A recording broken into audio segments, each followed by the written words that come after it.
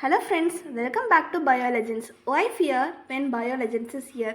இன்றைக்கி நம்ம class 12 biology chapter number 5ல் இருக்க மெண்டேலியன் டிஸார்டர்ஸில் ஹீமோஃபீலியா அப்படின்ற டாப்பிக்கை பற்றி இன்றைக்கி நம்ம டீட்டெயிலாக டிஸ்கஸ் பண்ண போகிறோம். ஸோ ஹீமோஃபீலியாவுக்கு இன்னொரு பேர் என்ன சொல்லுவாங்க அப்படின்னு பார்த்தோம்னா ராயல் டிசீஸ் அப்படின்னு தான் சொல்லுவாங்க. ஏன்னா இது குவீன் விக்டோரியாவோட ஹோல் ஃபேமிலிக்கு வந்திருக்கிறதுனால இது பேர் ராயல் டிசீஸ். ஸோ இந்த டிசீஸை பற்றி தான் நம்ம இந்த ஹோல் வீடியோவில் டீட்டெயிலாக பார்க்க போகிறோம். ஸோ வாங்க லேட் பண்ணாமல் வீடியோக்குள்ளே போகலாம். ஃபஸ்ட்டு ஹீமோஃபீலியானா என்ன ஆகும்? ஃபஸ்ட் என்னென்னா, இப்போ ஒரு கையில் வந்து ஒரு கட்டு ஏற்படுது அப்படின்னா பிளட்டு வந்து நிற்காமல் வந்துகிட்டே இருக்கும், அதாவது கிளாட்டே ஆகாது. So they are unable to clot the blood ஒரு இடத்துல ஒரு கையில் ஒரு கட்டாச்சுன்னா அங்கே பிளட் நிற்காமல் வந்துகிட்டே இருக்கும். And it is a X-linked recessive disorder. இங்கே பிளட் கிளாட்டிங் ப்ரோட்டீன் வந்து அஃபெக்டாக இருக்கும். அது பேர் factor 8 or anti hemophilic globulin which causes hemophilia A. So இதுக்கு அடுத்த பாயிண்ட்டு தான் நான் வந்து ஸ்டார்டிங்கில் சொன்ன பாயிண்ட்டு, அதாவது ஒரு சிம்பிள் கட் ரிசல்ட்ஸ் இன் அ நான்ஸ்டாப் ப்ளீடிங். ஸோ இதில் 2 ஹீமோஃபீலியா இருக்குது. ஃபஸ்ட்டு ஹீமோஃபீலியா பற்றி பார்த்தாச்சு. Next, this hemophilia is controlled by 2 types of allele, capital H and small h.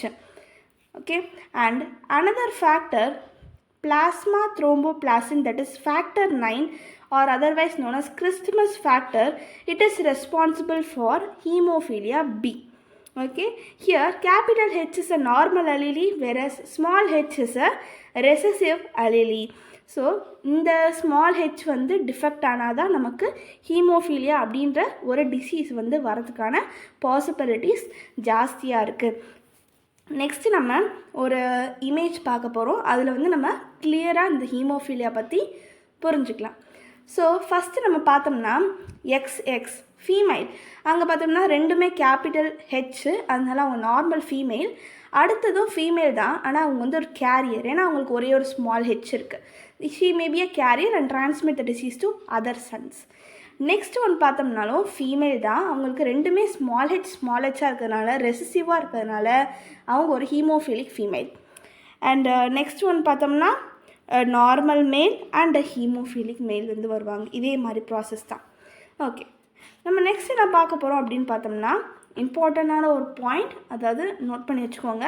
இது டிஸ்கிரிப்டிவ் டைப்பான கொஸ்டின்ஸ்க்கு நீங்கள் வந்து ஹிண்ட் மாதிரி எழுதி யூஸ் பண்ணலாம். ஃபீமேல்ஸ் வந்து ஹீமோஃபிலிக்காக ஆகிறது வந்து ரொம்பவே ரேரான கண்டிஷன். ஏன்னா அப்படி நடக்கணும்னா at least mother should be a carrier and அந்த ஃபாதர் வந்து ஹீமோஃபிலிக்காக இருந்தால் மட்டும்தான் ஒரு ஃபீமேல் வந்து ஹீமோஃபிலிக்கான சான்ஸ் வந்து ஜாஸ்தியாக இருக்கும். Okay, so that's it. Let's meet in the next video. இந்த வீடியோ உங்களுக்கு பிடிச்சிருந்துச்சுன்னா மறக்காமல் like, share and subscribe to BioLegends. Why fear when BioLegends is here?